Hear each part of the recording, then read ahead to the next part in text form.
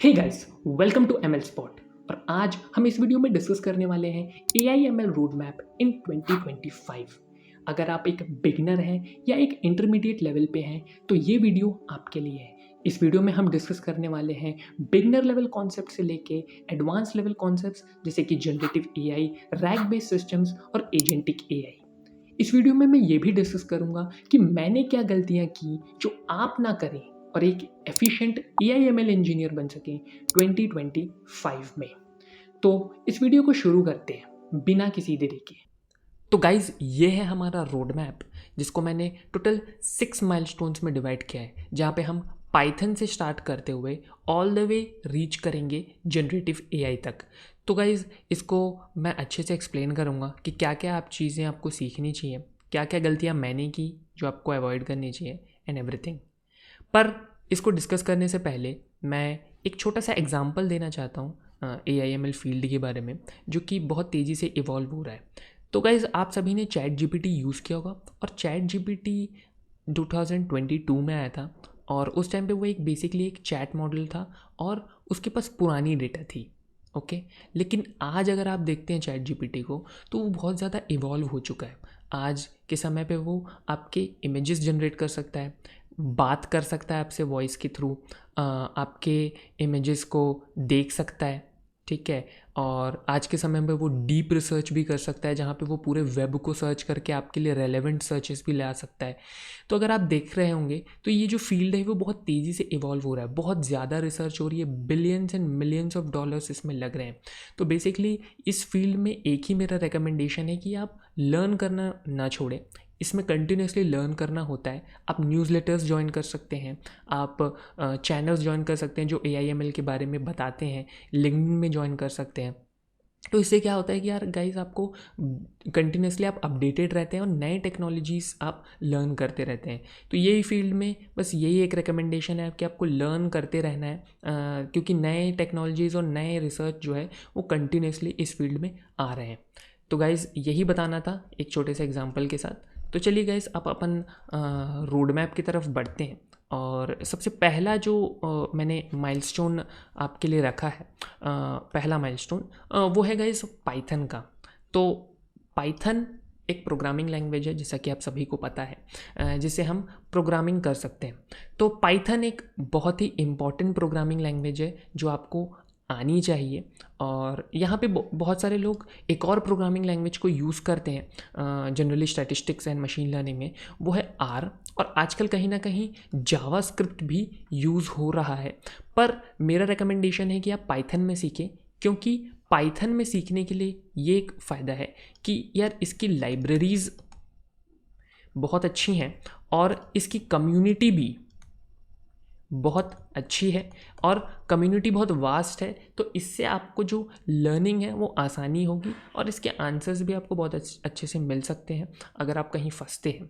तो ये चीज़ें हैं, इसीलिए पाइथन रिकमेंड किया जाता है। और पाइथन जो है ऑल द रिसर्च और एवरीथिंग वो पाइथन में ही हो रही है। तो मेरा रिकमेंडेशन है कि आप पाइथन ही को यूज़ करें। अच्छा चलिए, पाइथन कितना आना चाहिए, क्या सीखना है, तो वो भी है, चलो मैं डिस्कस कर लेता हूँ। तो पाइथन में देखिए यार, पाइथन में आपको बेसिक पाइथन आना चाहिए। अब बेसिक पाइथन में क्या क्या चीज़ें आप कवर कर सकते हैं, तो यहाँ पे मैं लिख देता हूँ यार, लूप्स आपको आनी चाहिए, कंडीशनल स्टेटमेंट्स क्या होते हैं, और इसके बाद हम फंक्शंस किस तरह से बनाते हैं।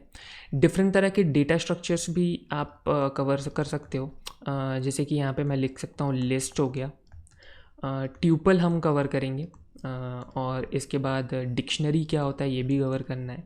तो ये जो डिफरेंट डेटा स्ट्रक्चर्स है, कैसे डेटा को स्टोर करते हैं, मैनिपुलेट करते हैं, ये सब टॉपिक्स के बारे में भी आपको पढ़ना है। अच्छा, इसके बाद अगर आप एक बेसिक पाइथन कर लेते हैं, तो जो नेक्स्ट स्टेप है वो है डेटा मैनिपुलेशन और डेटा विजुअलाइजेशन लाइब्रेरीज़ को सीखना। तो यहाँ पे मैंने डेटा मैनिपुलेशन लाइब्रेरीज जो बहुत ज़्यादा फेमस है वो है यार नमपाई सीखना बहुत ज़रूरी है, और पांडास साथ में, और डेटा विजुअलाइजेशन के लिए मैटप्लॉटलिब और सीबॉन। अच्छा, ये इसीलिए ज़रूरी हैं क्योंकि ये स्टैंडर्ड लाइब्रेरीज़ हैं और ये बेसिक फंडामेंटल लाइब्रेरीज़ हैं AIML में, और ये सभी सीखते हैं, और ये ज़रूरी भी है क्योंकि ये एक फाउंडेशन प्रोवाइड करते हैं। तो अगर आप numpy सीख रहे हैं तो numpy क्या होता है, बेसिकली numpy एक मल्टी डायमेंशनल एरे बनाने में मदद करता है, मतलब बेसिकली एरे के अंदर एरे। तो अगर आप CNN यूज़ कर रहे हैं, कन्वोल्यूशनल न्यूरल नेटवर्क्स अगर आप काम करें, डीप लर्निंग में बहुत ज़्यादा एप्लीकेशन होता है numpy एरेज का। तो अगर आप आगे पढ़ेंगे तो आपको समझ में आएगा कि क्यों numpy इंपॉर्टेंट है डेटा मैनिपुलेशन के लिए, डेटा स्टोरेज के लिए। तो ये गाइस, और जो दूसरा है वो है पांडास। तो अगर आपका जो डेटा है वो अगर रोज़ और कॉलम्स में है तो यहाँ पे आप पांडास यूज़ कर सकते हैं। तो पांडास इसके लिए एक परफेक्ट लाइब्रेरी बनता है जहाँ पे आप इसको यूज़ कर सकते हैं और डेटा मैनिपुलेशन आसानी से कर सकते हैं। अब अगर आप डेटा विजुअलाइजेशन कर रहे हैं, जैसे कि इसमें यूज़ होता है मैटप्लॉटलिब और सीबॉर्न। तो इसके अगर मैं एग्जांपल लूँ तो अगर आपको गाइस पाई चार्ट बनाना है, अगर आपको हिस्टोग्राम बनाना है, अगर आपको बार ग्राफ बनाना है, तो जो डिफरेंट तरह के हम विजुअलाइजेशन टेक्निक्स यूज़ करते हैं जिससे अपन डेटा को समझ सकते हैं, जान सकते हैं। इसीलिए एक फंडामेंटल है, डेटा मैनिपुलेट करना आपको आना चाहिए और डेटा को स्टोर करना और डेटा को विजुअलाइज करना भी आना चाहिए। तो ये जो बेसिक्स हैं ये आपको सीखते रहना है, जिससे आपको आइडिया लगेगा कि यार किस तरह से बेसिक्स होती हैं और किस तरह से हम आगे बढ़ सकते हैं। तो इतना अगर आप कवर कर लेते हैं तो पहला माइलस्टोन आपने कवर कर लिया है और इसमें ज़्यादा समय नहीं लगेगा। अगर आप डेडिकेटेड हैं तो आप 1 से 2 महीने में इन चीज़ों को कवर कर सकते हैं। अच्छा, इसके बाद जो नेक्स्ट माइलस्टोन मैंने जो कवर किया है वो है यार गाइस मैथ्स का। तो लोगों का एक सवाल होता है कि गाइस कितना मैथ्स हमको आना चाहिए, कितना मैथ्स हमको सीखना चाहिए और कितना मैथ्स ज़रूरी है। तो गाइस मैं एक बात बोलना चाहता हूँ कि अगर आपने 11th एंड 12th में मैथ्स स्ट्रीम से थे तो अगर आपकी बेसिक मैथ्स अच्छी है, अगर आप बेसिक्स मैथ्स में आप अगर अच्छे हैं तो सही है। अब ये बेसिक्स के अंदर क्या क्या आता है यार गाइज, आपने जो उसमें पढ़ा होगा कैलकुलस, अगर आपने पढ़ा है कोऑर्डिनेट ज्योमेट्री, अगर आपने पढ़ा है, ठीक है, इसके बाद लीनियर अलजेब्रा, ओके, उसके बाद आपने स्टैट्स पढ़ा है और प्रोबेबिलिटी, ये सब कवर किया जाता है 11th और 12th में। तो अगर आपको इतना नॉलेज है तो मैथ्स इज़ ऑल कवर्ड, जहाँ पे आप गेट स्टार्टेड कर सकते हैं। यहाँ पे मैंने लिखा है कि देखिए basic high school maths knowledge is enough to get started. तो आप चालू कर सकते हैं, आपको फ्यूचर में दिक्कतें नहीं आएंगी। लेकिन मेरा रिकमेंडेशन ये है कि आप सीखते रहिए और आप जो है मैथ्स को और सीखते रहिए, पर फंसना नहीं है। तो गाइज़ मैं अगर अपना एग्जांपल लूँ तो मैंने क्या किया था, जो मैंने एक गलती की थी जो मैं आपको बताना चाहूँगा कि मैंने जो है ना गलती नंबर 1 अगर मैं इसको बोलूँ तो मैं मैथ्स में बहुत ज़्यादा फंस गया था। मैथ्स में मैं कंटिन्यूसली जो है पढ़ रहा था कि यार मैथ्स को सीखेंगे, स्टैट्स, प्रोबेबिलिटी। तो गाइस इससे क्या हुआ कि मैं सीख तो लिया मैथ्स, पर उसकी एप्लीकेशन मैं फ्यूचर में भूल गया, क्योंकि आगे चल के मैं उसको भूल गया क्योंकि मैंने उसकी एप्लीकेशन नहीं सीखी थी। तो मेरा रिकमेंडेशन ये है कि बेसिक मैथ्स से आप करिए और जहाँ पे आप फंस रहे हैं तो आप उसके ट्यूटोरियल्स या उसके कॉन्सेप्ट्स को सीखें और उसकी एप्लीकेशन को सीखें। तो गाइज़ इससे क्या होगा कि आपको समझ में आएगा कि हाँ ये चीज़ क्यों यूज़ हो रहा है। क्योंकि अगर आप सिंपली सीधा सीखते चले जाएंगे तो इससे कोई मतलब नहीं होगा। इससे ये होगा कि यार आप सीख लिए पर जाके भूल गए। तो भूलना नहीं है, एप्लीकेशन सीखेंगे तो इम्पॉर्टेंट है, एप्लीकेशन सीखेंगे तभी आपका फ़ायदा होगा। तो यहाँ पे मैं वही लिखता हूँ कि यार मैथ्स को सीखना है पर लिमिटेड, जब ज़रूरत हो तब हम उसको आगे सीखेंगे। तो ये गलती मैंने की थी, तो इसको मैंने आपको बता दिया कि ये चीज़ें हैं। अब टॉपिक्स इसमें अगर आपको बिल्कुल ही मैथ्स नहीं आती हैं तो मेरा रिकमेंडेशन है कि आप ये 3 टॉपिक्स को तो ज़रूर सीख लें, क्योंकि ये जो है इनके एप्लीकेशन बहुत ज़्यादा होता है। क्या लीनियर अलजेब्रा में यार मैट्रिक्स कहीं ना कहीं यूज़ होता है, वेक्टर्स क्या होते हैं ये सब कॉन्सेप्ट्स यूज़ होते हैं। स्टैट्स में mean median, okay, mean median mode, okay, probability में कंडीशनल प्रोबेबिलिटी यूज़ होता है, कंडीशनल प्रोबेबिलिटी यूज़ होता है। और साथ में अगर अपन देखें प्रोबेबिलिटी डिस्ट्रीब्यूशन जो है ये भी आपको आना चाहिए कि भाई नॉर्मल कर्व किस तरह से होता है, जैसे इस तरह से normal curve bell shape curve होता है। तो ये सब चीज़ें आपको आनी चाहिए। तो आप कोई भी स्टैटिस्टिक्स या फिर प्रोबेबिलिटी की वीडियोस देख सकते हैं और आसानी से सीख सकते हैं इन टॉपिक्स को। तो यही था गाइस, मैथ्स का पार्ट, इतना मैथ्स आना चाहिए। इसके बाद हम नेक्स्ट माइलस्टोन में बढ़ते हैं हमारे रोड मैप के। जैसे कि मैंने यहाँ पे मेंशन किया है, वो है third milestone and that is machine learning. अब मशीन लर्निंग ये जो है यहाँ से हम चालू करने वाले हैं, और इसको कहीं ना कहीं हम बोल सकते हैं क्लासिकल मशीन लर्निंग। तो ये क्लासिकल चीज़ें हैं, बेसिक्स हैं, ये फाउंडेशन आपका क्रिएट करेगा। जब आप फ्यूचर के टॉपिक्स को कवर करेंगे तो ये आपका फाउंडेशन क्रिएट करता है। तो इसमें देखिए, सबसे पहला जो मैंने मेंशन किया है वो है ईडीए एंड फीचर इंजीनियरिंग। तो guys, EDA and feature engineering आपको नहीं पता है अगर, तो मैं आपको ईडीए एक्सप्लेन करता हूँ। EDA is exploratory data analytics. इसका मतलब होता है कि हम अपने डेटा को इनिशियली देखते हैं कि हमारा डेटा कैसे दिखता है। इसको हम अचीव करते हैं थ्रू विजुअलाइजेशन से अचीव करते हैं, और हम इसको अचीव करते हैं through basic stats.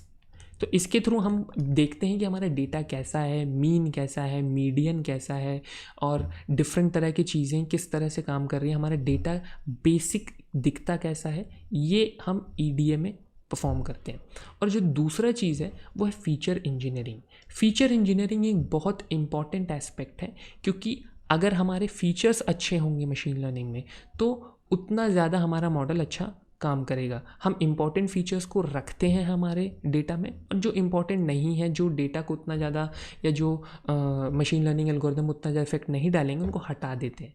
Feature basically guys ऐसे डेटाज होते हैं जो कि डिपेंडेंट वेरिएबल को चेंज करते हैं। तो ये गाइज आप आगे पढ़ेंगे, पर फीचर इंजीनियरिंग मेरे हिसाब से एक इम्पॉर्टेंट एस्पेक्ट है जो आपको समझना चाहिए। अच्छा, यहाँ पे मैंने जो गलती की, जो आपको नहीं करनी चाहिए, वो मैं फिर से बता देता हूँ।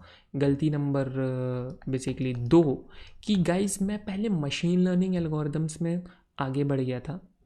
तो मैं मशीन लर्निंग एल्गोरिदम्स को सीख लिया, फिर उसके बाद मैंने ईडी और फीचर इंजीनियरिंग किया।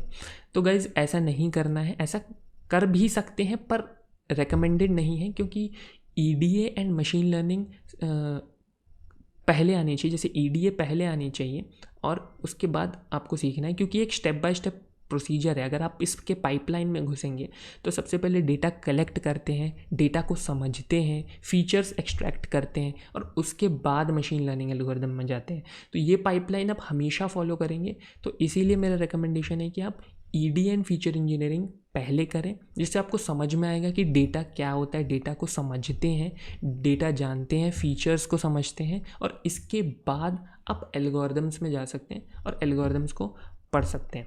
तो अब एल्गोरिदम्स क्या क्या होती हैं, ये आपको मैं छोटा सा स्मॉल तरीके से आपको यहाँ पे बता देता हूँ कि गाइस देखिए, अगर आप मशीन लर्निंग में जा रहे हैं तो मशीन लर्निंग 2 तरह की होती है। एक होता है सुपरवाइज्ड मशीन लर्निंग एल्गोरिदम्स होती हैं, और अनसुपरवाइज्ड होती है। ओके, अनसुपरवाइज्ड होती हैं। तो ये मशीन लर्निंग एल्गोरिदम्स आपको पढ़नी है। अब सुपरवाइज्ड में भी गाइस 2 चीज़ें होती हैं। एक होता है रिग्रेशन प्रॉब्लम स्टेटमेंट होती है, और एक क्लासिफिकेशन प्रॉब्लम स्टेटमेंट होती है। क्लासिफिकेशन का मतलब है कि क्लासिफाई करना कि भाई ये ब्लू है या ब्लैक है, अगर बॉल ब्लू है या ब्लैक है, इस तरह से क्लासिफाई करना, ये क्लासिफिकेशन प्रॉब्लम है। और रिग्रेशन जो है वो न्यूमेरिकल डेटा पे काम करता है कि भाई हाउस का प्राइस क्या होगा, ठीक है।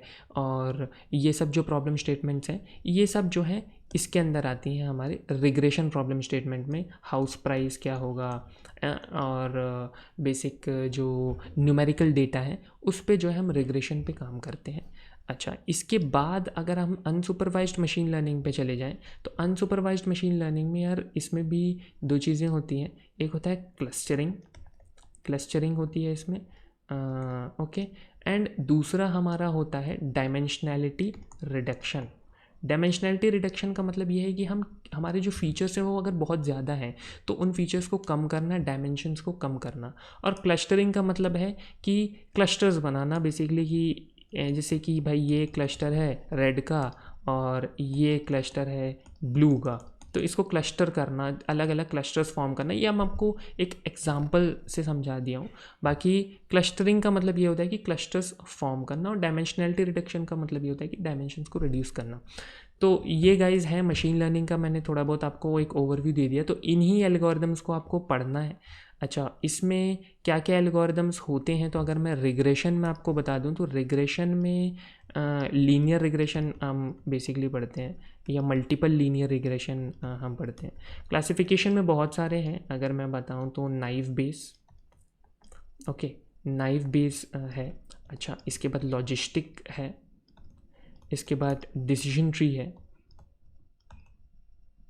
ठीक है। तो ये सब क्लासिफिकेशन प्रॉब्लम्स में आते हैं। और क्लस्टरिंग की अगर मैं बात करता हूँ तो क्लस्टरिंग में हमको यार के मीन क्लस्टरिंग हम पढ़ते हैं, क्लस्टरिंग कैसे करते हैं, हायरार्किकल क्लस्टरिंग पढ़ते हैं हम लोग, ओके, ये क्लस्टरिंग चीज़ें पढ़ती हैं। और डायमेंशनलिटी रिडक्शन में जनरली हम पीसीए के बारे में पढ़ते हैं, प्रिंसिपल कंपोनेंट एनालिसिस, और किस तरह से डायमेंशन को रिड्यूस करते हैं, इसके बारे में डिस्कस करते हैं। तो गाइज ये था एक ओवरव्यू मशीन लर्निंग का कि आपको क्या क्या चीज़ें कवर करनी है मशीन लर्निंग में।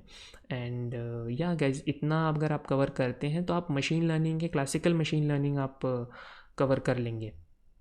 ओके गाइज, तो ये था। इसके बाद यार एक और इम्पॉर्टेंट पॉइंट मैंने अलग से डाला है यहाँ पे, अगर आप देख सकते हैं तो ये एक मॉडल इवैल्यूएशन। मॉडल इवैल्यूएशन एक इंटीग्रल पार्ट है मशीन लर्निंग का। तो मॉडल इवैल्यूएशन भी आपको सीखना है। मॉडल इवैल्यूएशन का मतलब है कि हम जज करते हैं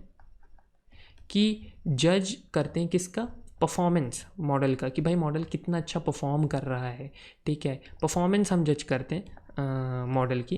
तो इसीलिए इसमें हम समझते हैं कि मॉडल किस तरह से परफॉर्म कर रहा है, और आगे क्या फाइन ट्यूनिंग करनी है हमको, किस तरह से चेंजेस करने हैं, क्या किस तरह से ट्रेन करना है कि हमारा मॉडल और परफेक्ट हो सके। तो इसके लिए हम मॉडल इवैल्यूएशन करते हैं। अच्छा, मॉडल इवैल्यूएशन अलग अलग तरीके से हो सकते हैं कि भाई अगर रिग्रेशन के लिए जो हम रिग्रेशन के लिए जो हम यूज़ करते हैं वो गाइज होता है R square, okay, adjusted R square हम यूज़ करते हैं परफॉर्मेंस मैट्रिक्स। अगर हम क्लासिफिकेशन की अगर मैं बात करूँ, ये रिग्रेशन के लिए है, ओके। अगर मैं क्लासिफिकेशन की अगर मैं बात करूँ तो क्लासिफिकेशन में हम जो है, अगर क्लासिफिकेशन के बारे में बात करूँ तो यहाँ पे हम यूज़ करते हैं प्रिसिशन, ओके, रिकॉल, ये सब कॉन्सेप्ट्स को यूज़ करते हैं, एक्यूरेसी। तो इन सब परफॉर्मेंस मैट्रिक्स के बारे में आपको पता होना चाहिए, कन्फ्यूजन मैट्रिक्स क्या होते हैं, इन सब के बारे में आपको बेसिक आइडिया होनी चाहिए। तो मशीन लर्निंग गाइस इतना है, इतना आपको करना है, तो ये चीज़ें आप ध्यान में रखिए।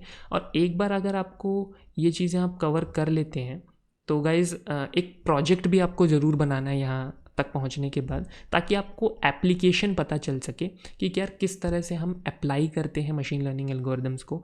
आप कोई भी classification problem, regression problem use करके एक बेसिक सा प्रोजेक्ट बना सकते हैं, जिससे आपको आइडिया लगेगा कि पाइपलाइन में किस तरह से काम किया जाता है, कि भाई डेटा को किस तरह से कलेक्ट करते हैं, डेटा के बाद ईडीए कैसे करते हैं, लीनियर रिग्रेशन वगैरह अगर मॉडल अप्लाई करें तो वो कैसे करते हैं, ठीक है। अच्छा, रिग्रेशन मॉडल अप्लाई करने से पहले फीचर इंजीनियरिंग किस तरह से करते हैं, कैसे अच्छे फीचर्स को कलेक्ट करते हैं, फिर मॉडल में अप्लाई करते हैं, एंड ऑल दैट, ये सब आप सीख सकते हैं। तो एक प्रोजेक्ट बहुत इंपॉर्टेंट है यहाँ पे, अगर मैं मार्क कर दूँ आपके लिए, तो एक बहुत इंपॉर्टेंट पॉइंट है, दैट इज़ प्रोजेक्ट। तो प्रोजेक्ट आपको सीखना बहुत ज़रूरी है। यहाँ पे एक प्रोजेक्ट अगर आप बनाते हैं तो आपको एक बेसिक अंडरस्टैंडिंग हो जाएगी कि ये चीज़ें किस तरह से काम करती हैं, ओके। तो गाइज हमारा जो नेक्स्ट माइलस्टोन है वो है डीप लर्निंग, ओके। तो यहाँ से चीज़ें थोड़ी एडवांस होनी चालू होती हैं। तो अगर आपको पीछे का नॉलेज है, आपकी पाइथन स्ट्रॉन्ग है, मैथमेटिक्स स्ट्रॉन्ग है, मशीन लर्निंग ने आपने अच्छे से कवर कर लिया है, तो इसके बाद हम पहुँचते हैं डीप लर्निंग में। अच्छा, डीप लर्निंग में क्या क्या चीज़ें कवर करनी है, तो आपको यार बेसिकली जो परसेप्ट्रॉन जो होता है वो क्या होता है वो कवर करना, ये बहुत ज़्यादा बेसिक है, ओके। फॉरवर्ड प्रोपोगेशन क्या होता है, ओके, फॉरवर्ड प्रोपोगेशन क्या है, ओके, और बैकवर्ड प्रोपोगेशन क्या है, ओके, ये सब चीज़ें कवर करनी है, ओके। इसमें और भी कवर कर सकते हैं, जैसे कि यार वेट्स क्या होते हैं, बायस क्या है, ओके। और बेसिक्स अगर हम बात करें तो और भी हैं, जैसे कि एक्टिवेशन फंक्शन क्या होता है, ओके, लॉस फंक्शन क्या है, ओके, ऑप्टिमाइज़र्स किस तरह से यूज़ करते हैं हम। तो ये जो बेसिक कॉन्सेप्ट्स हैं जो बेस फॉर्म करते हैं डीप लर्निंग के, इनको हमको पढ़ना है, इनको समझना है। ये बेसिक्स हैं, तभी जा कर के आप आर्किटेक्चर्स को समझ सकते हैं कि भाई ANN CNN किस तरह से काम करता है। तो इसीलिए इसको मैंने पहले स्टेप में रखा है। दूसरा स्टेप है यार डीप लर्निंग आर्किटेक्चर्स आपको समझने हैं, जैसे कि भाई ANN CNN, ये बेसिक्स हैं। इसमें मैंने एक और चीज़ मिस कर दी है, शायद ये एक RNN होता है, RNN। ये 3 बेसिक आर्किटेक्चर्स आपको समझने हैं डीप लर्निंग में, और ये किस तरह से काम करते हैं, इनका आइडिया लेना है हमको।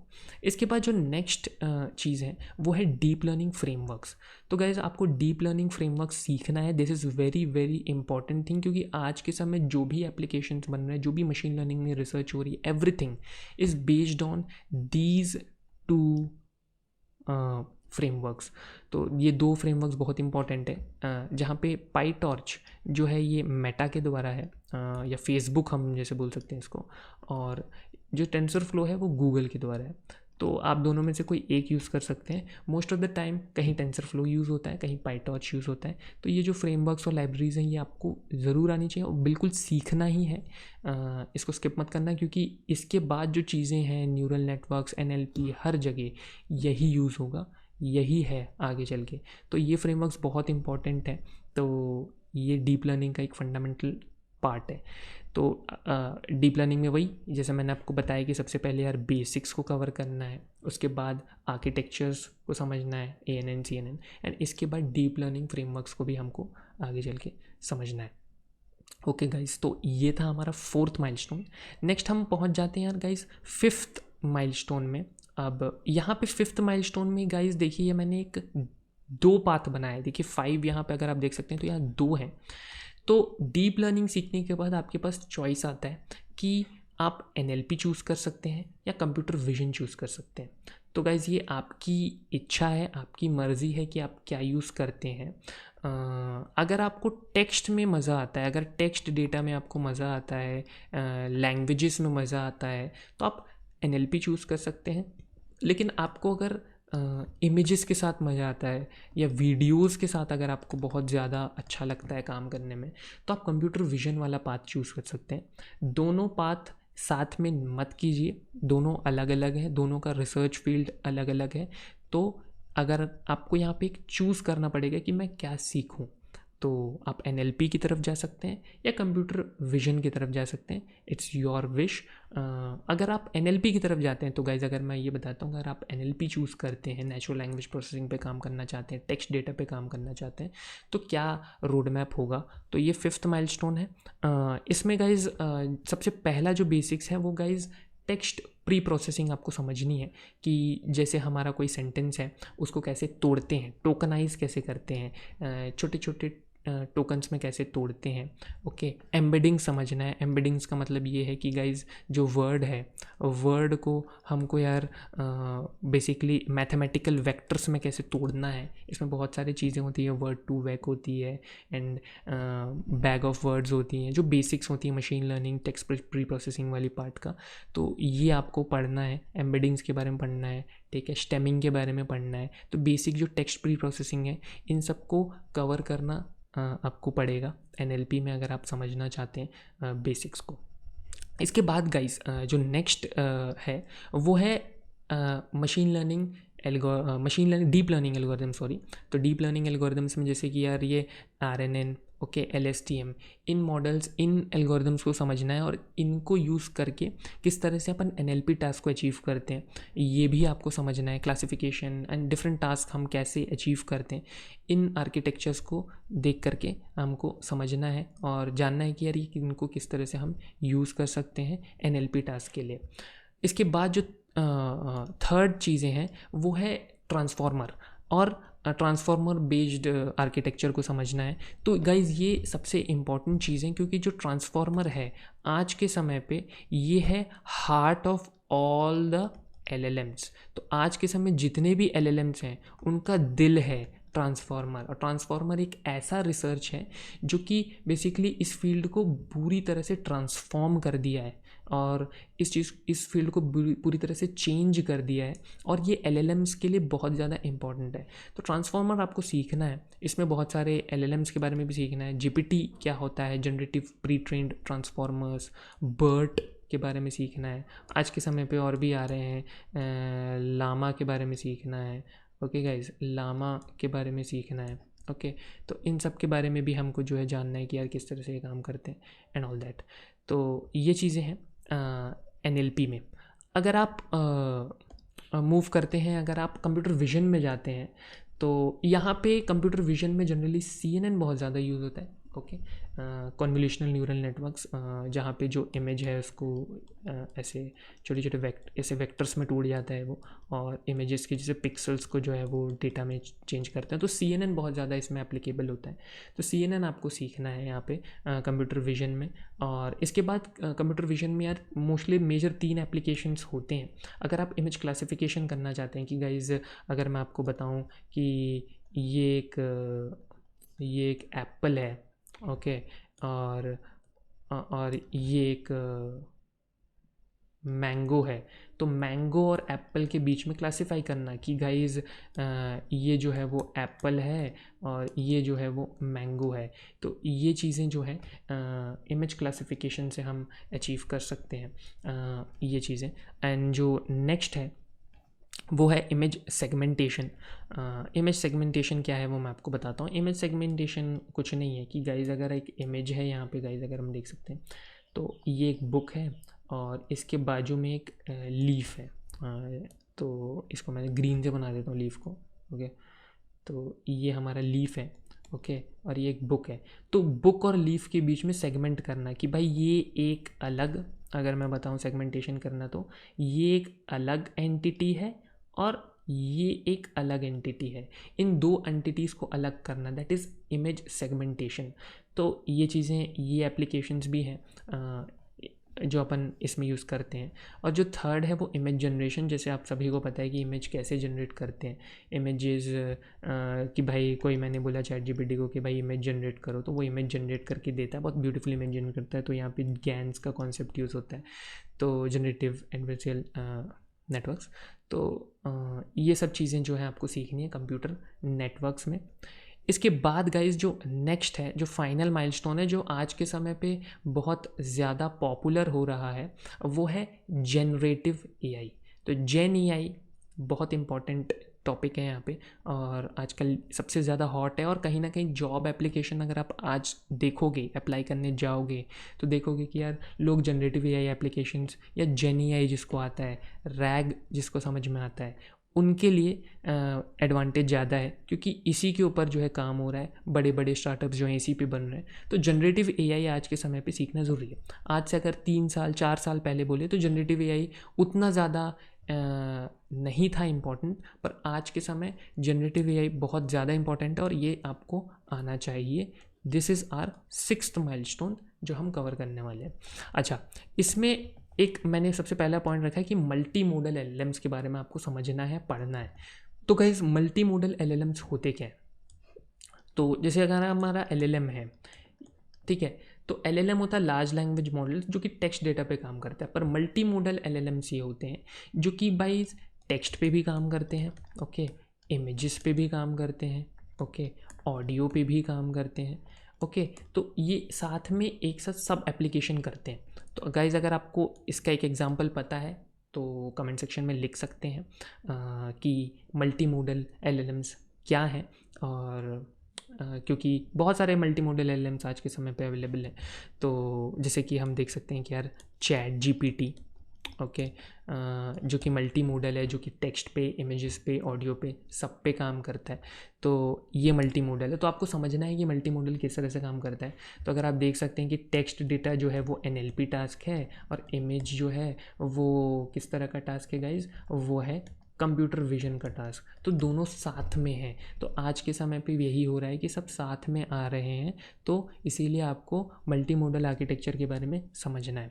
इसके बाद एक टूल चेन है, टूल किट है, इसको आप जो भी बोलना चाहेंगे, एक लैंग चेन। तो आज के समय बहुत ज़्यादा पॉपुलर है, इसको समझना है और इसको क्यों यूज़ करना है। तो लैंग चेन जो है आजकल यूज़ होता है यार जेन एआई एप्लीकेशंस बनाने में। ओके, जेन एआई एप्लीकेशंस बनाने में मदद होता है। तो गाइज़ अगर मैं आपको उसको एक छोटा सा तरीके से मैं अगर एक बताऊं, तो जैसे कि आपका गाइज़ ये एक एलएलएम है। ओके, एलएलएम है और इसके बाद हम क्या करते हैं, इसको फाइन ट्यून करते हैं हमारे अकॉर्डिंग। ओके, फाइन ट्यून करते हैं और इसके बाद हम यहाँ पे लैंग चेन यूज़ करते हैं। लैंग चेन हम यूज़ करते हैं और लैंग चेन यूज़ करके हम एक जेन एआई एप्लीकेशन हम बनाते हैं। ओके, तो ये एक फ़्लो है, एक ओवरव्यू दिया मैंने कि किस तरह से काम करता है। ये प्री ट्रेंड होते हैं गाइज़, ये जो हैं प्री ट्रेंड है, पहले से ट्रेंड है, उसको अपन फाइन ट्यून करते हैं हमारे डेटा पे उसको ट्रेन करते हैं, फिर लैंग चेन के थ्रू हम जो है एप्लीकेशंस बनाते हैं। तो आज के समय पे ये बहुत ज़्यादा पॉपुलर है क्योंकि हमको स्क्रैच से बिल्ड करने की ज़रूरत नहीं है एलएलएम्स को।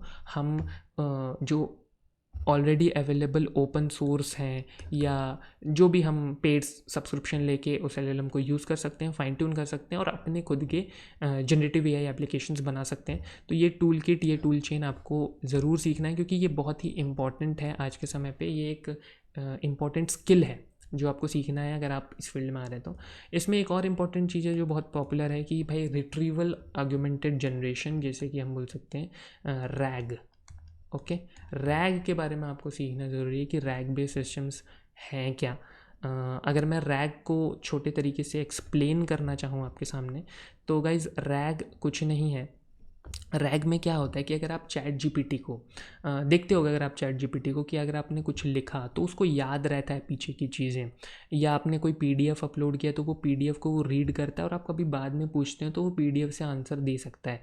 ये क्या करता है, रिट्रीवल ऑगमेंटेड जनरेशन है, जो कि बैकएंड में डेटा स्टोर्ड होता है, वो रिट्रीव करता है और उसके थ्रू जनरेट करता है। तो ये आज के समय बहुत ज़्यादा पॉपुलर है क्योंकि इससे क्या होता है कि एक एलएलएम की मेमोरी बनती है। मेमोरी उसकी होती है, वो पुराने डेटा को लेकर के आ सकता है। अगर आपने उसको 10 दिन पहले अपना नाम बताया तो वो आप पूछोगे आज उसको अपना नाम, तो वो आपका नाम आसानी से बता सकता है क्योंकि वहाँ पे रिट्रीवल ऑगमेंटेड जनरेशन या रैग का यूज़ हो रहा है। अब रैग का जो डेटा है उसको स्टोर करने के लिए हम वेक्टर डेटाबेसेस यूज़ करते हैं। तो ये भी अपने को समझना है कि वेक्टर डेटाबेस हैं क्या, किस तरह से हम डेटा को स्टोर करते हैं। और अगर मैं आखिरी में एक चीज़ बोलूँ तो इन तीनों को यूज़ करके हम एक जनरेटिव एआई एप्लीकेशन किस तरह से बना सकते हैं, क्योंकि ये तीनों साथ में यूज़ होते हैं और आज के एलएलएम्स और जनरेटिव एआई एप्लीकेशंस जो हैं वो इन तीनों को साथ में यूज़ करके बनाया जाता है।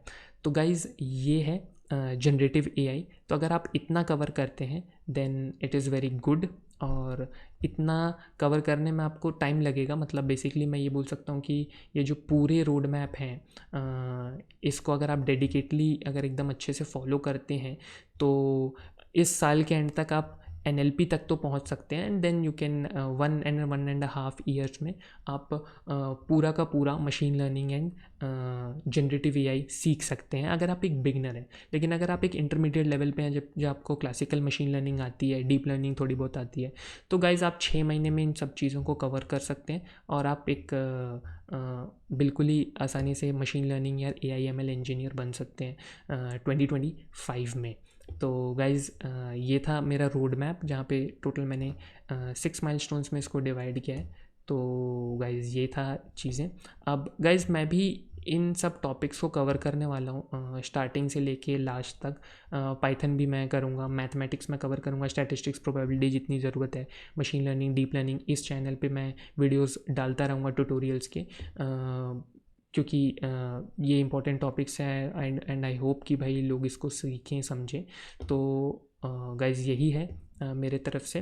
एंड आई होप अगर आप इस चैनल पे नए हैं तो इस चैनल को सब्सक्राइब करेंगे और इस वीडियो को भी लाइक कर लेंगे अगर आप यहाँ तक देख चुके हैं एंड तक, और ज़्यादा से ज़्यादा लोगों तक इस वीडियो को शेयर करें, क्योंकि एक ऐसा रोड मैप है जो कि इम्पॉर्टेंट है अगर कोई AIML सीखना चाह रहा है, जहाँ पे मैंने हर चीज़ें कवर की हैं, मेरी गलतियाँ जो मैंने की and everything what I did मैंने इसको अच्छे से एक्सप्लेन कर दिया है।